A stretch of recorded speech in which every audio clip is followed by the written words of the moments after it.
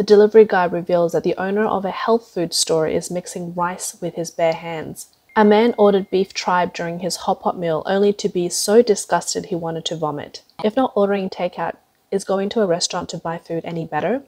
Let's take a look at this video. Did you know the caviar eaten in some restaurants might be fake? A Chinese food blogger, guided by an anonymous tip, successfully made caviar at home using seaweed. Let's see how it was done. First, he spent 5 yuan on a piece of seaweed, cut it into small pieces, and put it in the oven.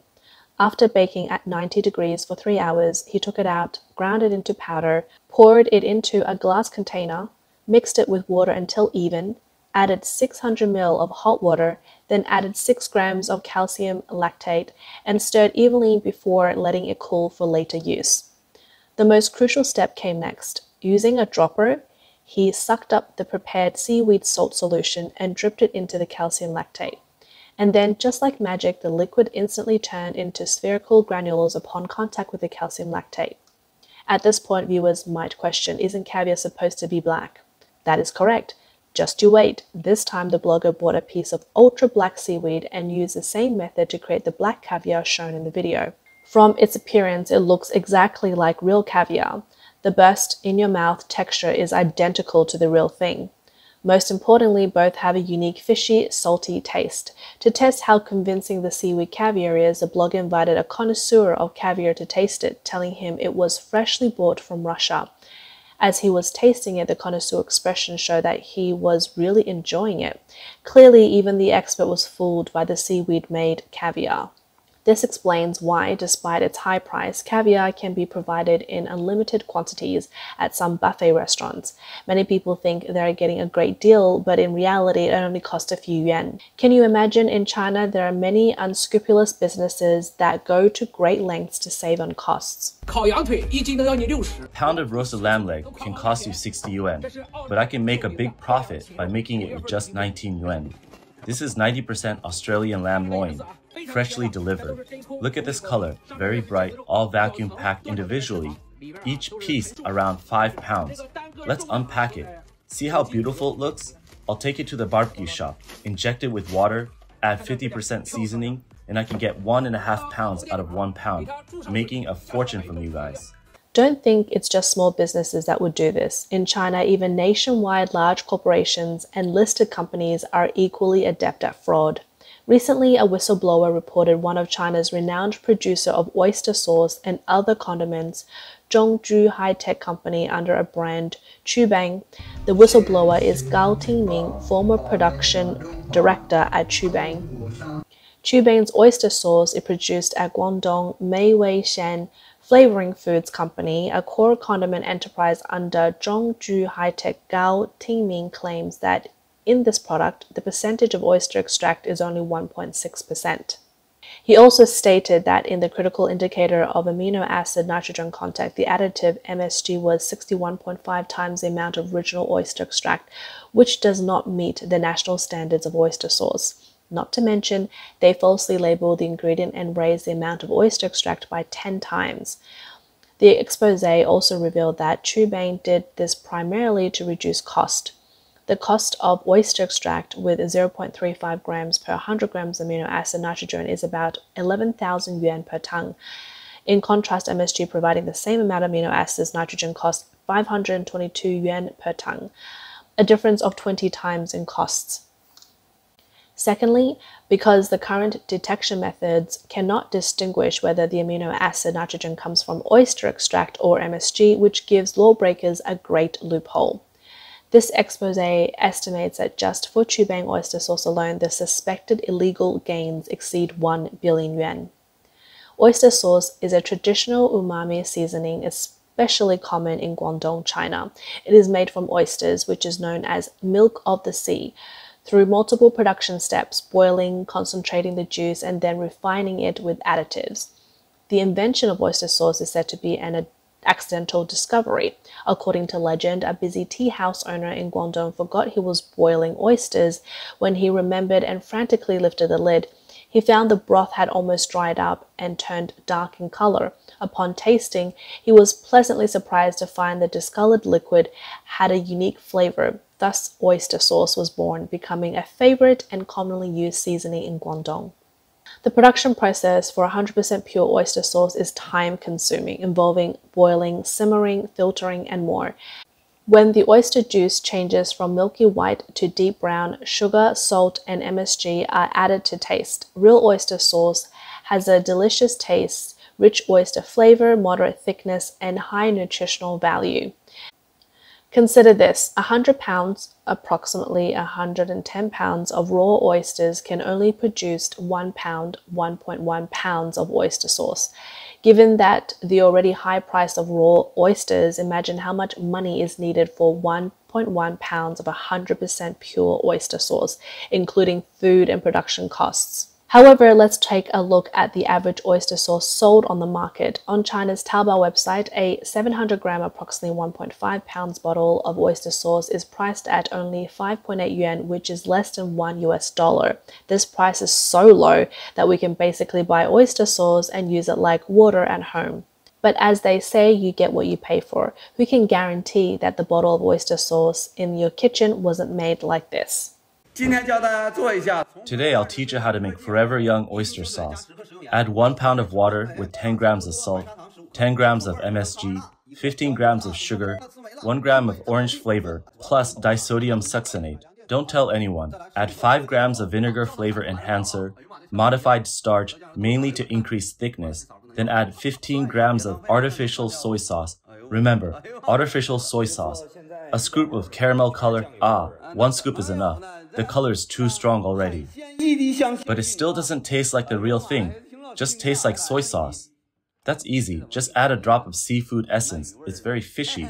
1 drop is enough. Don't add too much by accident. How strong is that flavor? Blend it up and you're good. Oh my goodness, my eyes are burning. Brother, your oyster sauce doesn't even have a bit of real oyster in it. Can it really work? That's easy, said the man as he scraped a tiny piece of oyster, smaller than a fingernail, from a raw oyster into a blender.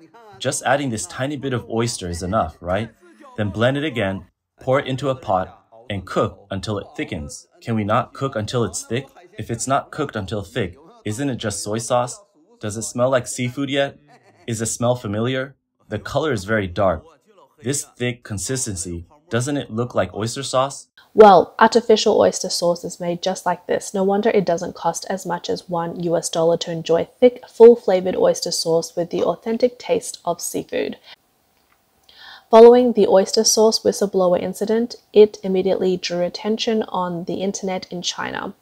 Someone named Huang Zhujian commented and said, "If even big brand products have issues too, what can we eat then? The problem of food safety has been discussed since forever and nothing has changed. No wonder wealthy people think about leaving China." Someone else said, "Food safety is truly horrifying. It was said before that if you have a production license, you would know the real situation of a product by looking at its ingredient list. Now it seems even checking the ingredient list is useless. Whether we can buy genuine products or not is all down to our luck." Zhuo Xiaomei's grandfather account stated, "Fraud seems to be very common in China. China imports tens of millions of tons of genetically modified soybean oil from the USA every year. But do you see any cooking oil in China's market labeled as GMO soybean oil? Probably not a single one. Isn't that an obvious fraud?" A Tencent user wrote, "Our country's food safety issue seems unsolvable in the short term. Hopefully, people 50 years from now can finally eat safe food." Some citizens questioned what the CCP's regulatory department were doing, allowing these products to enter the market. A comment on Tencent asked, "How do the national government agencies that conduct quality inspection for these oyster sauces even conduct their inspections?" Someone else commented, "The labels and the actual contents don't match. How did these get approved? How did they enter the market? What if there is a problem? What about the people who have eaten it? Who is responsible? Those in power are not doing their jobs." These are all really good questions. In response to the former Chuban executive's revelations on Chuban's fake oyster sauce, Chuban's parent company, Zhouju High-Tech, issued an urgent clarification announcement on the evening of March 1st. They stated that their report concerning the production standards, quality, and financial subsidies of soy sauce and oyster sauce products lacked factual basis. However, after the whistleblower's incident, as of the morning trading session on March 4th, 2024, Zhongzhou High-Tech stock price fell by 7%. Until close, it fell by another 4.67%. It is evident that the clarification announcement failed to restore confidence among consumers and investors. Many other expressed concerns. If even the ingredient list can be falsified, what can we believe in now?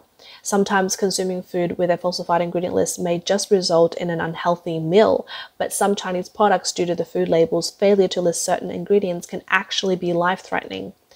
Laogaima used to be a name that stirred pride and excitement among countless Chinese overseas, transforming numerous foreign foods unsuitable for the Chinese palate into delicious Chinese dishes with its magical seasoning. In 2015, however, it faced a risk of being pulled from the shelves of some Asian supermarkets in Australia. In 2015, the Food Standard Australia New Zealand official website announced a recall by Tech Xin Trading Pty Ltd company. The recall concerned a hot sauce from New South Wales Asian supermarket that failed to declare its peanut content on the packaging, posing a severe allergy risk to consumers allergic to peanuts. The website also posted a picture of Laogaima hot sauce for clarification. The story doesn't end there. By 2017, Laogaima, the best-selling chili sauce in mainland China, was embroiled in another food safety scandal. A mainland Chinese evaluation organization, Yogurt Web, sent 4 Laogaima products to Germany for tasting and discovered that they contain excessive levels of harmful substances, including mineral oil and plasticizers. Experts indicated that if consumed excessively, these substances could accumulate in the human body, affecting organs like the liver and spleen and potentially leading to granulomas. When most of us go shopping, we generally only check the production date and expiration date, thinking it's fine as long as a product hasn't expired. However, this is far from sufficient when it comes to products made in China. We should also pay close attention to the product's ingredient list. When selecting food through the ingredient list, we can follow these 3 principles. Principle 1, the higher up an ingredient appears, a higher percentage it accounts for. By regulation, the ingredients should be listed in descending order of the quantity added during the manufacturing or processing of the food. Ingredients that constitute less than 2% of the product may not need to be listed in descending order. Let's look at 2 examples. The ingredient list for oyster sauce produced by the well-known Hong Kong brand Lee Kum Kee shows oyster extract, oysters, water, salt, sugar, water, salt, wheat flour, with oyster being the first ingredient. This indicates that their oyster sauce has a higher proportion of oyster extract than water. Now let's look at the ingredient list for the famous mainland brand Hai Tian oyster sauce, water, oyster extract, with water being the first ingredient. It's clear which oyster sauce is better at a glance. Similarly, you can apply the above principle to decide which orange juice is for higher quality. The first ingredient lists water, concentrated orange juice. The second ingredient lists water, white sugar, concentrated orange juice, food additives, edible flavors. Clearly applying our principle, the first orange juice is the better choice. Principle 2. For familiar products, the shorter the ingredient list, the better. Consider this cake's ingredient list, which has dozens of component names, too many to count. Does making a cake even require this many ingredients? Principle 3. Be wary of traps in the ingredient list. Take this Haitian rice vinegar, for example. The product name suggests pure brewing, implying it should be made from pure grain fermentation. However, the ingredient list shows water, edible alcohol, rice. Note that the use of edible alcohol, which is essentially what's known in the industry as blended white vinegar. Originally, acetic acid comes from the fermentation of ethanol, but how did it turn into edible alcohol? Therefore, when reading ingredient lists, we need to determine if food's raw materials make sense. Of course, even if you become an expert at reading ingredient lists, sometimes you can still be outsmarted. 去超市买了点草莓。 I went to the supermarket to buy some strawberries. Look at this. The label says January 2nd, but it's actually just a label stuck over January 1st. A woman bought a pack of cashews at a supermarket and found that the label had been replaced 4 or 5 times, with the production date changing from November 6, 2023 to December 20th. Apart from manipulation of food labels, there are many other kinds of fraud that you would never imagine. Item costing just a few yuan can be sold for thousands with just a label change. This place is full of branded goods. This journalist is capturing the entire counterfeit process. The cost of a summer t-shirt is less than 15 yuan. Add 2 or 3 yuan for the tag, and it can be sold for over 1,000. Posing as a wholesaler, a journalist secretly visited this counterfeit mall. The owner spoke about the business.